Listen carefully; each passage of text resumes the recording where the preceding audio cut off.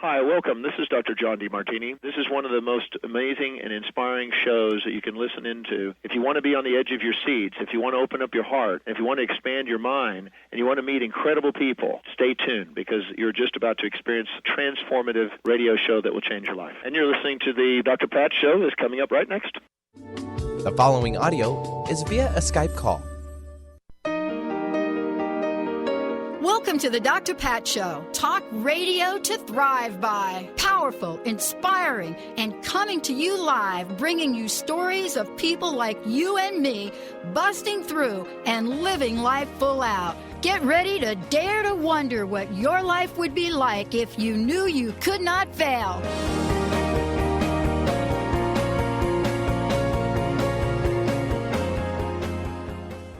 Hey, everybody, welcome. Hey, welcome to the Dr. Pat Show, talk radio to thrive by. Hey, thank you all for tuning us in and turning us on. It is so good.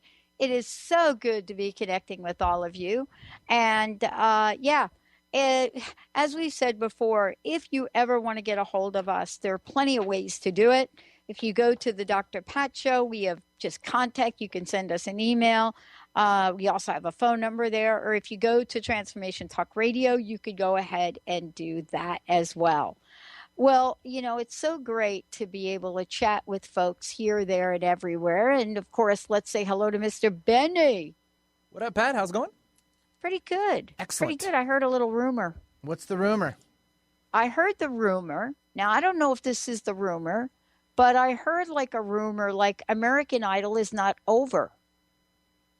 You know more than me about that show. They're going to do a reboot. Oh, I wouldn't doubt it. Probably. And Christina Aguilera is going to be part of the rebooting. Well, top of your game there. Top of your alleyway. Oh, boy. You're But loving it. Isn't that me, though, right there with all of that pop culture stuff? Well, you know, I'm a human being, too, right? Oh, yeah. Yeah. Last time I checked. Yeah. There's actually no mystery to that. I mean, there's pretty much, if you look at me, I'm pretty much an open book. But, there is a mystery. And there's actually a book. For many of you, you've just heard a conversation with Paul Selig, and he is the author of I Am the Word. But now what I've got in front of me is the Book of Mastery. It is part of the Mastery Trilogy, book 1. I love trilogies. I just do. And as a matter of fact, I hope in this trilogy, if they ever make a movie out of it, they don't split up the third book into 2 movies. So that's really, for me, the evolution of my consciousness has to do today with what we're going to do with American Idol and what we're going to do with shows. But here we go. What is it that we all get to explore? What is it that takes us on a journey? And what is it about mastery that is the mystery? And so if mastery wasn't the mystery, then how would each and every one of us be different? Today I get to talk with Paul about the Book of Mastery, and it is book 1. And, for many of us, what is it about the number 3 that we all love? But beyond all of that, are we ready for it? Are we ready for this? And this is part of the conversation that I'm thrilled that we're going to have with him, as well as opening up these phone lines and having a great, great time. But for the most part, in our lives, what is it about our spiritual journeys that we're either awake for or perhaps not so much? And what is it about, us peeps that were born in New York City? There's something about the cement in the city which brings stuff out in us. He's joining me here today, one of the most foremost spiritual channels, channeling, you gotta love it, and the author of many, many bodies of work. But most importantly, he's got a mission. Been on radio shows, been on television, been doing things that a lot of people sit and think about, I think I'm going to go out in the world and do that. But today we get to talk about this book, and we get to talk about what this comes to mean for each of us. So get ready, fasten your seatbelts, write down this phone number, 1-800-930-2819, and let's get the shoe started. Paul, welcome to the show. Thanks for having me. Well, it's good to have you here. I wanted to ask you a question about your own journey in your life. Mm-hmm. Mm-hmm. So, what are some of the challenges? What are some of the obstacles that you've had to overcome to bring you to this very moment? Well, I mean, there's, life, I think, probably the same obstacles everybody else faces in their own lives. Mine were just coming through a bit of a different filter because what I do is sort of considered a little out of the ordinary. But, I had to learn to begin to trust what was happening to me in my own experience, and I needed a lot of evidence for it to be provable for me and trustworthy for me, which was one of the reasons I was able to continue. I had to move past the fear of being judged for sort of aligning to this kind of work, which was work that I was raised to be skeptical about. I was raised pretty much an atheist, so channeling, what the hell was that? And, then I had to work with my own resistance again towards allowing myself to be visible with all of my unknowing of what this stuff really was. I mean, I'm a channel. In a lot of ways, I'm a radio, and my guides work through me, and they teach through me, and I'm not always the best student of the work, but I show up and have been showing up for this stuff pretty consistently for quite a number of years now. So, I've learned to trust it, but I've had to meet my own resistance every step of the way, and I don't know if that will ever fully stop, but it's part of the journey for me. Yeah. I mean, do you think that, we've got a lot of conversation going on right now about the degree to which people are rising up in their terms of consciousness, awareness, and openness? What has been your experience? How have we changed, as human beings? Are we more open today? Do we have a desire to be more open? Well, I mean, I think the fact that you and I are having this conversation at all is sort of testament to what's happened in the culture and in the climate. I am a guy that was a college teacher for 25 years, that was doing this stuff very, very quietly, and now I'm very visible in public with it and continuing to show up for it. But part of the reason I'm doing that is because the conversation about consciousness is inclusive of this stuff. I mean, it's less lunatic fringe, I think, even than it would have been considered, 5-10 years ago. I have a practice, and my practice are, doctors and lawyers as much as anything else, I mean, these are the people that are coming to talk and are also sharing their own experiences about opening up and consciousness and their own psychic awakening. So I think that everybody is waking up now. I think it's happening in different ways. I think that there's a fair amount of resistance to it that's also playing out. But I think that, the tide in some ways has lifted, It's not so much that it's changed, it's lifted. So the possibility of this stuff, I think, is apparent, and I think we can talk about it. Yeah, and what's interesting is I hid in corporate America. That's where I was hiding. Because you could hide there pretty good, right? Yeah, I mean, and you can literally do things or have a job and do those kinds of things, and then at some point something happens, and I wanted to ask you what that was. For me, something happened in 1990, and I really did, Paul. I mean, it was like I'm in New Jersey. I've got a corporate job. I'm literally a few years away from a full pension because I started like when I was a baby. But here I am. All of a sudden, I wake up one day and I look in the mirror. It was in 1990, and I remember this, Sinead O'Connor, and I decide, I can't do this anymore. This is like ridiculous. What am I doing? Yeah. And I want to talk with you about that. I'm hearing more and more people kind of have something like that. Yeah. Yeah. I did. My version was different. It was 1987. Yeah. I was a year out of graduate school at Yale. I was succeeding in the profession that I had studied for and thought I had wanted to do. And I was living a lifestyle that was fairly self-destructive, although I wouldn't have noticed it at the time. But I had a list of things that I had to have achieved that I thought would make me okay in the world. I got the whole list. I knew I wasn't okay.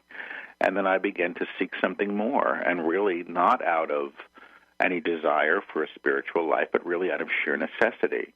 And, I actually heard a voice telling me to get my act together, which was the first voice I ever heard. And now I'm known as a clairaudient, so I hear for other people. That's my practice, and my channel, I'm hearing my guides for other people and for the books. But anyway, it was a radical change for me to go from a world where there was no such thing as God to one where perhaps there was, and then I was given an experience of sorts that helped me trust that. And that, enabled me to continue on the path that I'm on now. But yeah, it was a real crossroads, no question. It was. And what I love about this is, and I mean, when we think about this, I live in the Pacific Northwest now because that was part of the deal right there for me. Part of it was waking up one day, and literally I reported to the president. So you talk about this somewhat in the book. And I walk and I said, I'm not doing this job anymore. You want me to fire somebody that has 29 years, 11 months of service in a downsizing program that I'm supposed to do. And I said, I can't do that. If I do that, I know I'm going to hell. And my boss just looked at me and said, listen, are you on drugs or something? And I think that, what you're talking about is something happens, I think, to us where we get tapped on a shoulder to get to the next level of mastery. And when we come back from break, I would like to talk with you about that because there are many ways that it does happen.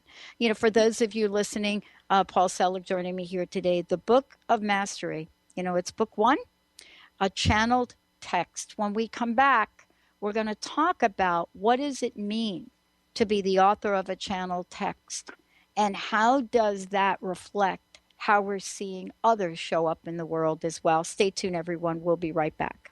Discover the 8 things the elements of prosperity want you to know. Lynn Brown is hosting a life-transforming, soul-expanding evening on April 30th featuring guest speaker and radio host Dr. Pat Basili. Lynn was guided to make this a by-donation event for entrance, and all proceeds will be donated towards uplifting the homeless community. For more information and to get tickets, visit eventbrite.com. That's eventbrite.com and type Lynn Brown in the search. On the cutting edge of the new mainstream, Christine Upchurch is passionate about bringing together science, psychology, and spirituality in a way that can be applied to our everyday lives for true transformation. The Christine Upchurch Show, stellar conversations to illuminate your journey, engages some of the most outstanding visionaries on the planet in lively dialogue to inspire you to become that bright light you're meant to be. Join Christine every Friday at 11 a.m. Pacific Time on KKNW, AM 1150, and Transformation Talk Radio. Chris Stanis is a spiritual leader and healer and teaches a course on how you can transform your life through a meditation and healing system that will manifest your spirit's dreams. She manifested the Women of Wisdom Conference, the Women of Wisdom book, and this radio show. And she can show you how to change your life too. Are you ready? Visit the website and contact her at voicesofwomentoday.com. That's voicesofwomentoday.com. There are so many resources out there for meditation. But did you know that Atana's Heart Earth Healing Meditation is available for you for free? Yes, that's right. You can receive this free healing meditation today from Atana Badili. All you need to do is visit his website, atanamethod.com. That's ATAANA method.com and sign up. You will receive your free meditation instantly. That's atanamethod.com. Hey everybody, this is Dr. Pat. Many of you have heard me talk about the Lyme disease epidemic going on right now in the world. I want to tell you about my friends at Results RNA. They have now created an entire Lyme support system for immune system support, detoxification, rejuvenation, and neurological healing. Please visit resultsrna.com to learn more, and for first-time orders, you'll receive a special 10% discount. All you have to do is type in Dr. Pat at checkout. Francine Vale is a being of light. She believes that all people of planet Earth are as well. As co-host of the Angel Healer radio show, Francine teaches you heart-centered ways to manifest healing on your own behalf and how to integrate love more fully into your daily life. Connect with your angels as you find your life flowing with ease and harmony. Walk the Path of Light with Francine and Dr. Pat Basili every month on TransformationTalkRadio.com.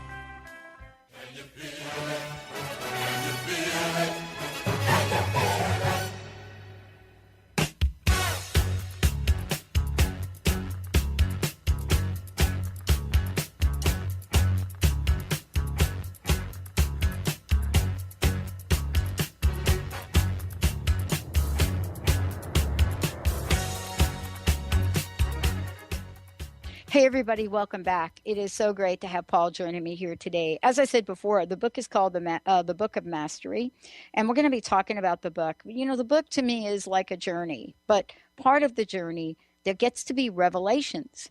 And we're going to be talking with Paul about the revelations. But before we do, Paul, a couple of things I want to say is that there's lots of information that people can find about you. Congratulations on the book. What is the best way? Should we send folks to your website right now? The book is there and everything else? Yeah, everything's available on the website. I mean, the links to the major booksellers are there on the website. But so we don't take the orders for the books ourselves, but we'll send you to where you can get them. But yeah, it's just my name, which is paulselig.com, PaulSelig.com. Thank you. You know, I love this, what it says. It says you had this experience in 87 that left you clairvoyant. And I wanted to talk with you about that because there might be people, there might be a few listening to the show right here that may not understand what it means to be a channeled text. And I would love to talk with you about that experience of how this got to be a channeled text and what this has come to mean for you in writing the book. Well, you know, the first thing to understand is that I don't write the books. Right. My name's on the cover. The books are actually dictated through me by these guides who work with me. So I'm literally sitting in a chair with my eyes closed, talking the entire book. Much of the books have been done on the phone with a woman in Berkeley, California, listening, but the recordings are then transcribed. The Book of Mastery was done that way and also done in live streams. And I just finished dictating a fifth book called The Book of Truth, and at least 120 pages of those were dictated before live audiences, either students at the Esalen Institute where I was teaching or in live streams. So the process of channeling a book for me is sitting down, closing my eyes, turning the recorders on so nothing gets lost, and then dictating. And the books themselves are just the unedited transcripts of those sessions. So they're not refinished, they're not prettied up, they're really not edited at all. The only things that are ever edited are, you know, my complaining to Vicki on the phone saying, oh my God, I don't think I can do this today, I'm in a terrible mood. And then the guides come through with their teaching, and that's the book. You know, it's interesting because I'm a kid that stuttered through most of my teenage years. Yeah. The fact that I'm sitting here talking to you, I don't even understand how that works. Understood. Yeah. So what is it about your life, and what is it about this book in particular that gives you, wait a minute, I got to pinch myself to make sure I'm not dreaming moment? Well, you know, I mean, I feel like, at least in my case, I started to open up psychically in my mid-20s, and it was a process for me.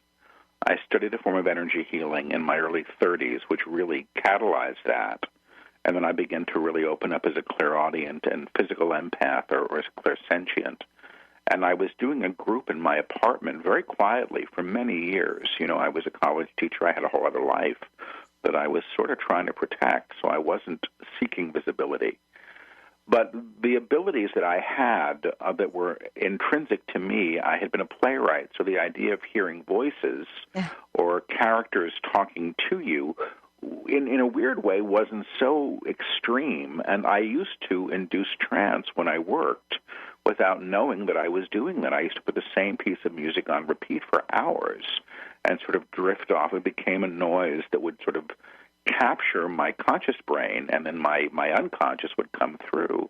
I was also a classroom teacher for a long time, and I found that maybe, 10, 15 years ago, I felt compelled not to work with notes anymore. So the idea of just speaking without structure became something joyful for me.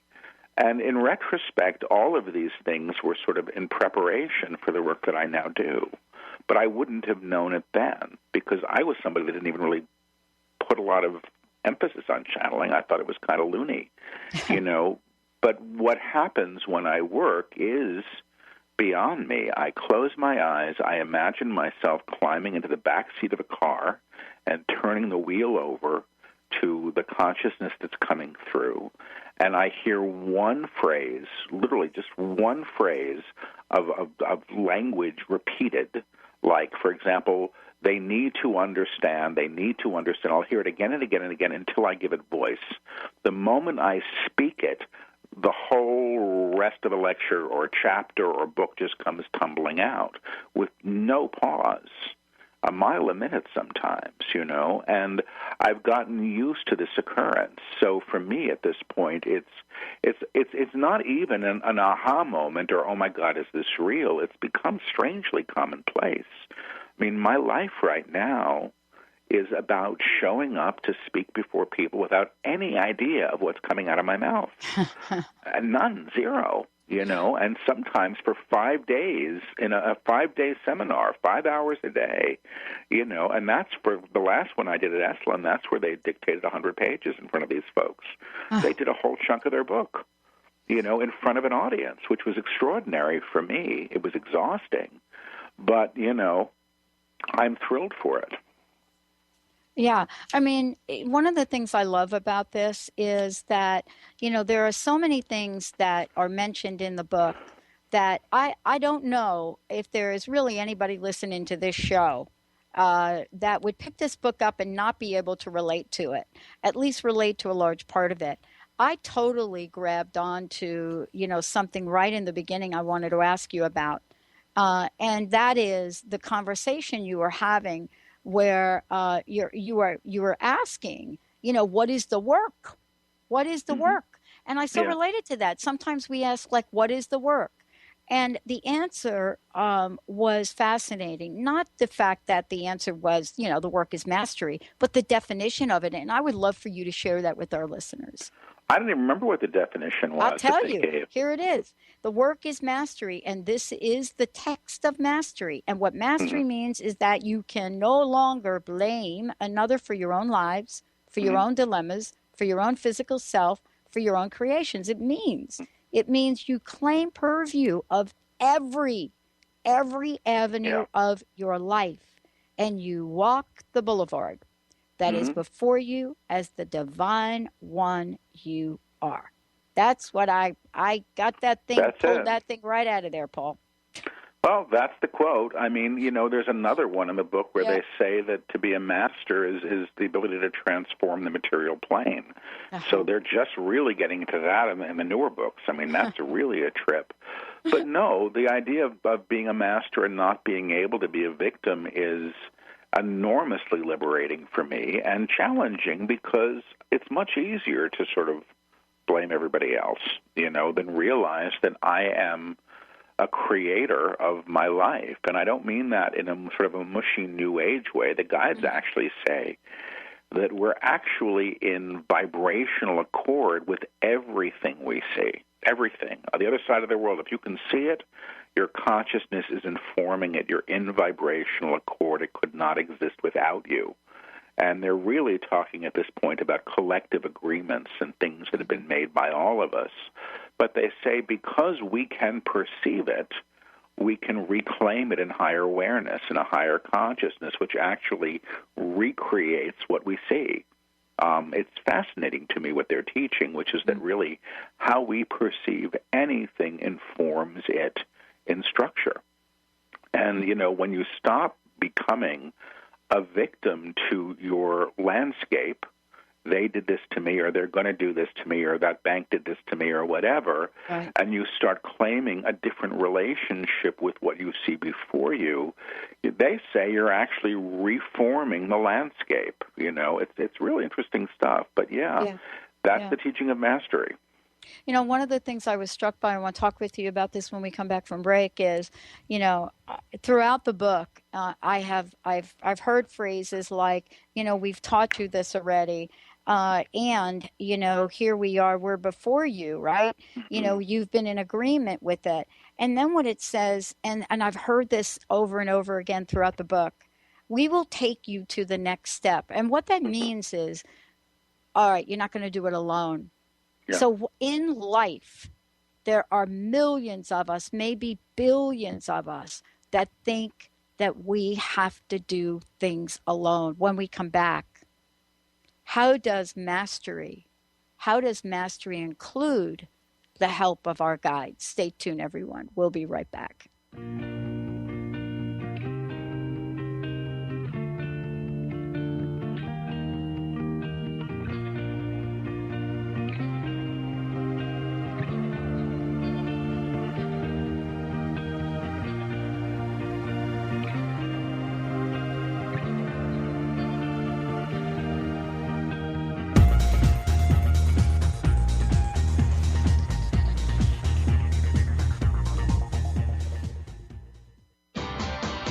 Siegel co-hosts one of today's most popular psychic shows, Angels and Answers, with Artie Hoffman, as she communicates healing messages from the spirit world. These messages can be astounding, enlightening, and life-changing. Born with the God-given talent of inner guidance and the amazing ability to heal, Sky has healed thousands of people. Schedule a reading with Sky now. Call 908-500-1474 and visit skyofangels.com.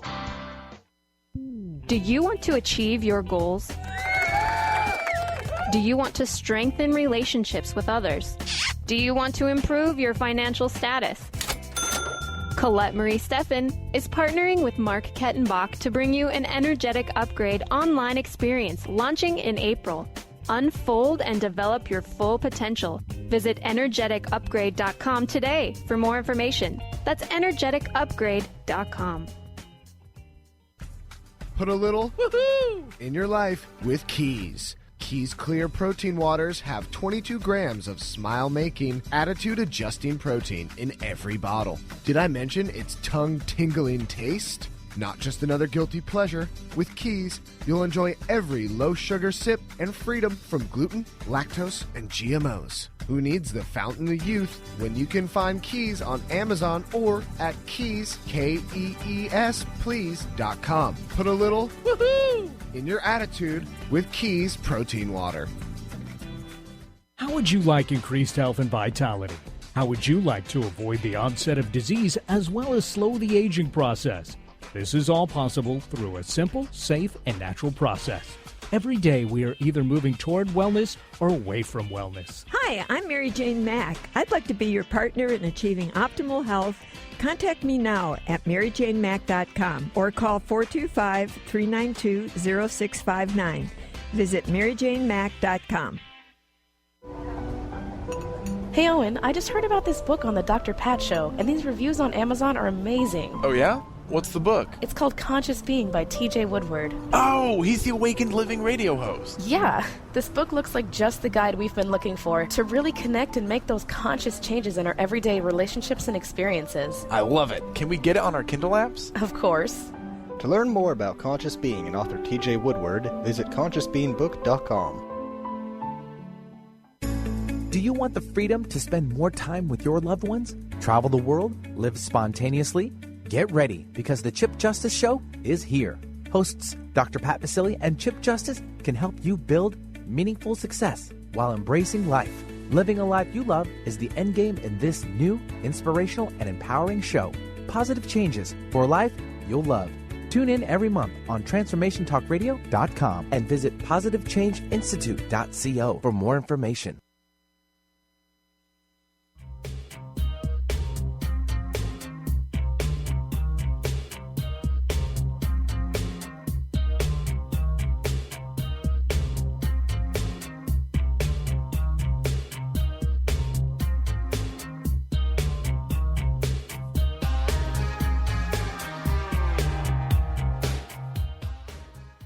Hey, everybody. It's so great to have Paul Selig joining me here today. You know, the Book of Mastery, it's the Mastery Trilogy. This is book 1, and it is a channel text. And I was just saying to Paul, but before we jump there, let me just make sure everybody has the right way to find out more about Paul. Check it out. Psychic medium, award-winning author of channel text, and, you know, so much more. You know, we do these website things and we put our stuff up there, but, you know, every time we turn around, somebody like me gets on there and tries to explain a body of work that, honestly, I can't even begin to tell you about, you know, who this amazing man is. It just is not going to happen today. But if you go there, you will tap into the energy of who he is, the vibration of who he is, the feeling of what he has said yes to. And, you know, like many of us, you know, where people scratch their heads and they say, oh, gee, why did you select this for a living, Pat? Really? You're paying for airtime? Now you're doing. No, I don't know that I select for it. So go to paulselig.com, P-A-U-L-S as in Sam, E-L-I-G.com. And when you get there, you're going to be able to find a lot about Paul, but also you're going to be able to see information about the book. Fabulous website. Just amazing. Just cool. Check out some of the videos. Get to meet him up close and personal, you know, stare into those beautiful green eyes, at least that I'm looking at here in the picture, and have some fun with Paul. Have some fun, because I think, Paul, you're having fun, right? Hopefully. On a good day, yes. Oh, man. You know, so before the break, I was talking about something I was really struck by. And I know you channel the book. And I know this is difficult because after a show, somebody will say to me, hey, what did you mean by that? And I'll say, I don't even know what I said. And so, but I do want to ask you this because it seems to be a reoccurring theme for me. It says, we will take you to the next step. And before the break, what I said is that I know there are millions of people right now on the planet that think they have to go it alone and think that these guides are perhaps only for Paul Selig. And I would love for you to talk more about that. What do the guides say? Are they here for all of us? That's my understanding. I mean, I know that they're dictating through me, and they've been very specific that they're not bringing through the teaching through multiple sources because they want to keep it coherent and consistent, but they say that there's a level of sponsorship that they're engaged in that's happening with all the readers. So they're working with the readers. It's really interesting to me to hear the experiences of people that have been working with the text who really do feel the presence and the instruction. There's a writer that I like. We've become friends named Natalie Sudman, who's a psychic who, when she first heard that, you know, the guides were working with the readers, she said to me, you know, she sort of rolled her eyes, and then they all showed up in her house. You know, she saw them, and she went, "Okay, I'm here." And she's been reading the books ever since. And you know, so you know, yes, they're working with us. I mean, they're teachers. They're here to teach. You know, thank God I'm not their only student. I think they have much more to do than me. Well, you know, it's interesting that you say that because, you know, many of us kind of go through lives and we think we have this awakening and then our lives seem to unravel and come apart. And so, you know, part of this I would love for you to talk about because it is discussed in what's in here. And it's this idea that if we get information, knowledge, you know, wisdom, insight, you know, from something other than our own ego, life is going to be all great. But is that really the truth? You know, it's not been my experience, but, you know, I think the idea that we become enlightened, and I think, you know, my guides say that even our idea of enlightenment is born in the ego and what that means. You know, we're sort of prescribing what it's supposed to look like. Mm-hmm. So my idea that we sort of reach higher consciousness, and then if I go skiing, I'm not going to break my leg if I'm not looking where I'm going. Do you know what I mean? Things still happen. But I do think that what ends up happening is that there's a process, at least this is what I'm led to understand, of releasing who we think we are and our attachments to what we've been taught to be that isn't always terribly comfortable as we align to the truth of who we are and the new. You know, I mean, and that's where I'm at with this right now. Yeah. But I'm one of those people. It's very funny. I was saying this to somebody recently. When I first started opening up spiritually, it was anything but graceful. It was really like a sock being turned inside out, and all the dirty stuff, and all the crud was falling all over the place. I mean, what the hell is this? That's the crust. That was it. Yeah, it was just that. That was it.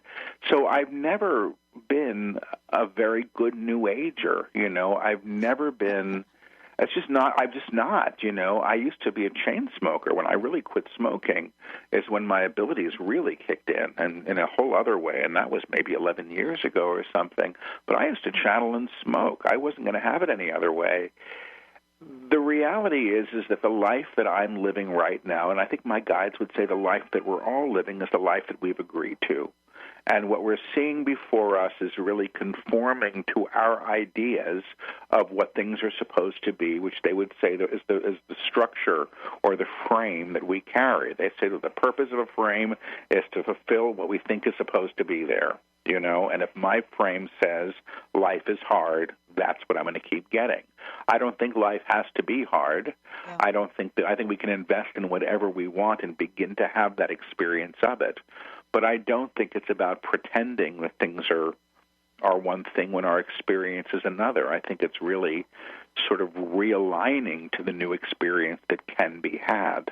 Mm-hmm. And in that realignment, what we call to ourselves, how we create our lives or outpicture our lives as an expression of consciousness, is transformed because we're not operating in the old way that used to get us all the stuff that we said we didn't want. I love this because I was reading a little bit about what you're saying in the book under Welcoming the New. And I love, there's a couple pages in here that I really just zoomed in on and started to really think about. And, it's a conversation you were having, that this is an account of reality. And the conversation was about welcoming the new. Mm-hmm. And including those manifestations that you begin to operate through you in a higher dimensions you are aligning to. And then it is said, I love this, it is the Christ consciousness, if you wish, as a level of knowing begins to inform your vision and the vista that it holds before her. I love that because it is part of now a new way of looking at the new. And it's a new narrative, really, which some people think is an old narrative, but it's not really. I mean, it is a level of receiving that we don't talk enough about. We talk enough maybe with words about Christ consciousness, about what it means, but not about receiving it. You see what I mean? I think so. I mean, the guides say that, one of the guides' teaching, they call it the kingdom, and they say the kingdom is the awareness of the divine in all manifestation. Mm-hmm. And that it's already here, but you have to align to it in order to see it. And that's the level of consciousness they're teaching. But they say it's not something up in a cloud. It's how we perceive and the level of perception, which is always equivalent to the consciousness that we hold. So it becomes a question in some ways of who sees the world. Mm-hmm. The small self who has an idea of what things are supposed to be like, or the true self who knows. And the guides say, the small self thinks, the true self knows, and the true self is the one who really can have the experience you're talking about. They say, that your reality to really, I guess, is malleable to consciousness more than we know, and that collectively, once we start realizing this, we can collectively claim something higher than what we've been doing. And so much of what we've all been claiming together is in agreement to this sort of belief in separation from one another and our source that the guides say is really just an illusion anyway. I wanted to talk with you also about, your own personal journey in channeling the book. How have you changed, or not? I mean, this had to be a significant experience. Yet at the same time, was it significant enough to be different from who you were before this happened, right? My friends, I suppose, would say that they see the changes. My life and my physical life is radically different than it was. There's no question. I left a career that I had in academia for a quarter of a century that was one that I liked. I chose to move on from it and do this work. And for somebody like me who I'm a big fan of the known. I always say, if I find a restaurant that I like, I'll eat there every night for the rest of my life. I don't like change. So the fact that I've sort of really stepped off the diving board into this vast unknown is still mind-boggling to me. I used to be very heavy, then I lost all the weight. Yeah. And then I started putting it back on again in the midst of all this change. So I can't say, well, I used to be, really, really heavy, because, now I would go, okay, now I get to deal with this one again.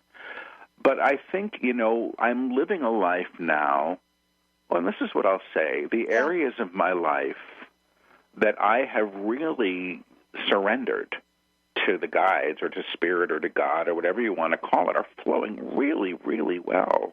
But the areas of my life where I'm still trying to figure it all out and decipher it and fix it, those are still getting me what I get, which is me trying to figure it out. And what the guides keep teaching, which I find frustrating, truthfully, some days, is they say, your ideas, meaning all of us, our ideas of transformation are equivalent to redecorating the room that you're already sitting in. And that's not what they're teaching. They're teaching a real core re-identification with who we truly are as the divine self. That's been their teaching from the beginning, now in 5 books. What I didn't realize that they were doing was really speaking about the physical manifestation of it, which is really where they're going with it. They're saying that even the body is as divine as anything else, and until we realize that, we're still going to be operating in a sense of separation. The idea of the body being the temple is still sort of confirming that the body is just sort of holding something that's vastly superior. So it's an interesting thing. So, yeah, my life's totally different. Yeah. I mean, it was head-spinningly so, I have to say, some days. Yeah. It's interesting because I have a very close friend who is pretty much just like you said, although I think we influence each other. People outside of us say, oh, that's because she's like a triple Virgo and you're a quadruple Sagittarius, Pat.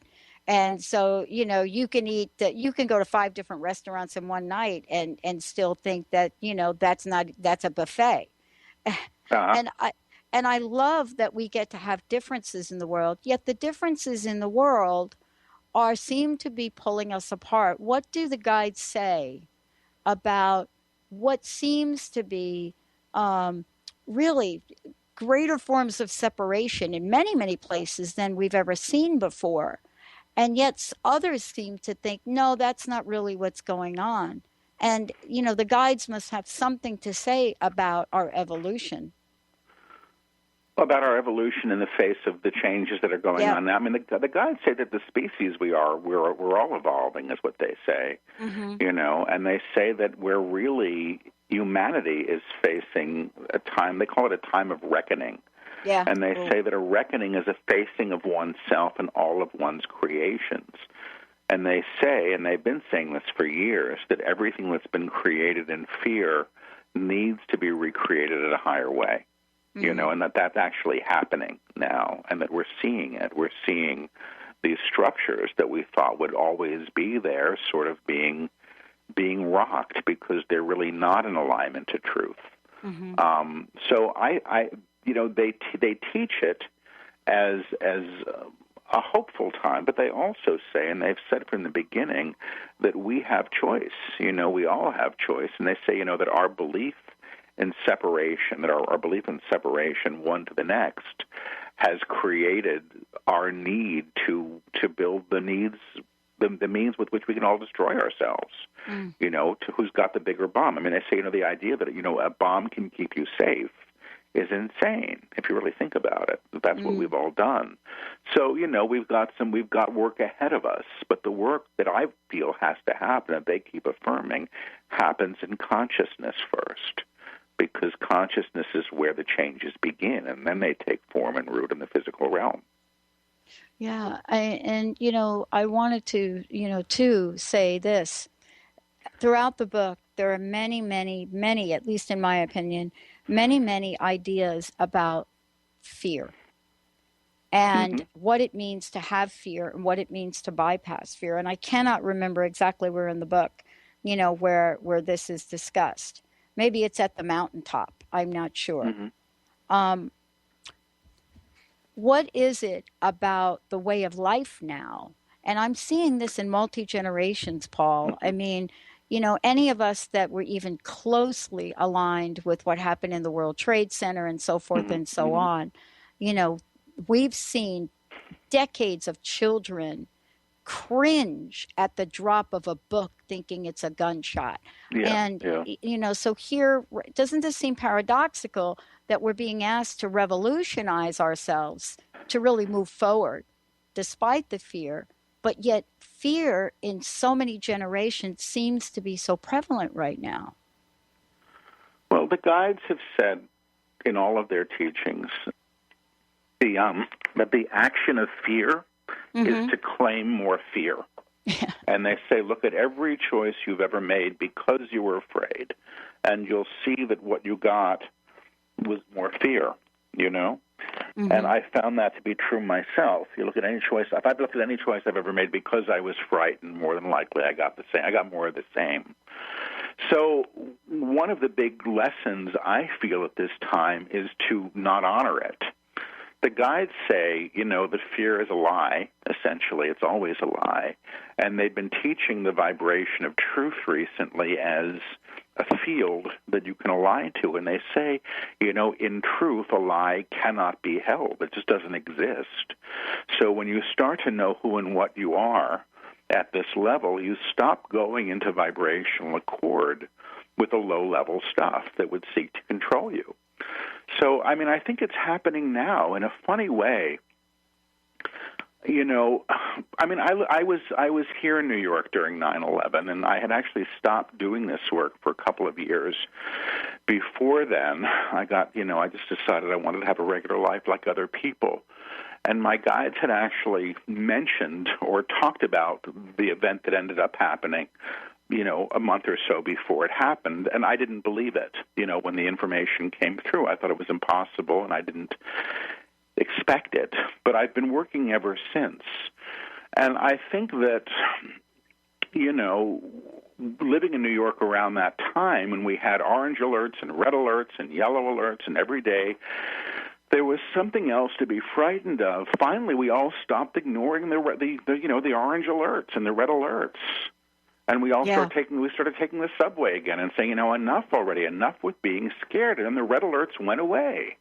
We stopped agreeing to it. And I think what's beginning to happen now is we're starting to not agree to a lot of things that have not been working. For all of us for quite some time. I think we're waking up to the fact that we have a choice as to how we want to be in response to them.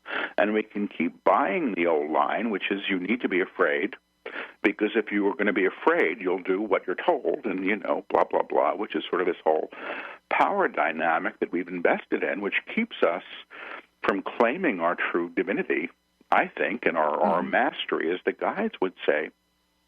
But this is something that's happening now, and I think we can see it around us. It's in some ways, it's very gratifying to see people saying, no, this doesn't feel right anymore. Right. Yeah. I think that the book also talks about, this doesn't feel right anymore, and taking a stand for a thing. I can't remember exactly where in the book, but there's a conversation, a dialogue about injustice. Mm-hmm. And, I admit to be one of these people that grew up in the 60s, that did the Atlantic City Burn Your Bra thing, marched on Washington, all of the above, went to Woodstock, that kind of thing. I was that person, and then I was not that person. Yeah. And yet, one of the things I'm really struck by is the fact that here we are today, and we're starting to see people, or hear people rather, speak out for things. So, for example, actors receiving Oscar awards that are saying, wait a minute, we still have an inequality. People that are standing up for the greening of the earth. What do the guides say about the degree to which we do stand up and have a voice for things? Well, the guides talk a lot about service, and they say how one serves is how one is most fully expressed as the divine self, or the true self that they are. They also are real proponents of social action, from what I can see. You know, I mean, really, they say, you know, you are your brother's keeper, like it or not. You are. You know, and if somebody wants to say, well, they created that reality for themselves, the guides would say, well, they're also giving you the opportunity to help and to be in service and to develop yourself. So, you know, what do they say about those who are speaking up? Mm-hmm. I hear that they're claiming their own power and their right to be heard, which is their purview, I hear that people serve in different ways. How one serves, how they may best be addressed in their world. Mm-hmm. So you're serving through this work. I'm serving in what I do. Yeah. I don't think that, you know, well, I guess it's a choice. I show up for the work. I really feel that it's something that's just happened more than something that I decided should happen and then did. I don't know if one can decide they're ever going to channel a book. I've never done it. It happens, and I'm party to it. But, you know, I think people speaking out and people speaking truth is usually hugely important. Mm. Well, I certainly know that for me these days, you know, I've become more vocal, you know, in some of the things that I get to look introspectively as. You know, thank you for today. Today, hour goes by quickly. I wanted to ask you the messages, you know, or message that the guides have for our listeners today. You know, what is the message that you'd like to leave us with? Well, I'll go to the guides with this, and I should say, you know, if I channel, I whisper the words as they come and repeat them, so people hear things twice. So there's nothing wrong with your radio, and I'll see if there's anything that I can hear for the listeners. But let's say when they're saying we would like to say one thing only, and one thing only: know who you are. Know who you are. You're not what you were taught to be. You are not what you were taught to be. Your mother said. You are not what your mother said, or your boss said, or your boss said. The truth of what you are. The truth of who and what you are can and will be known to you. Can and will be known to you as you say you're aligned to it. As you say you're aligned to it, you are aligned to it. This requires your permission, and this requires your permission. Decide that you have the right to be yourself. Decide that you have the right to be yourself at the highest level to you. At the highest level available to you, becoming, and it will be coming. This is a promise. This is a promise. We will work with you as we can. We will work with you as we can, as we show you who you are. As we show you who you are, you may show yourself to others. You may show yourself to others, and the world is known new. And the world is known anew, period. And they're saying period. Mm. So that's from them. Wow. Thank you, Paul. Thank you so much for today. Oh, you're welcome. Again, thanks for having me. Let folks know about your website and where they can get a copy of your book. Sure. My website is Paul Selig, Selig, as in George.com. And there's information on the books. And I do weekly live streams. You can have, you know, we do an hour-long, 50 minutes every week with the guides teaching and taking questions. And also I travel a lot and do workshops all over. So if you're interested in attending a workshop, there's a very, very full calendar up there. And it's always nice to see people. Oh, awesome. Thank you so much. Paul Selig, everybody. I'm Dr. Pat. Thank you for tuning us in, turning us on. You can find out more about us at the transformationnetwork.com, transformationtalkradio.com, thedrpatshow.com. And yeah, you can take a sneak peek at the network that is about to be born here in a couple of months if you go to transformationradio.fm. And please give us a call. Tell us your ideas. Tell us what you'd like to have more of, and we will make it happen. Thank you all for tuning us in and turning us on. We'll see you next time.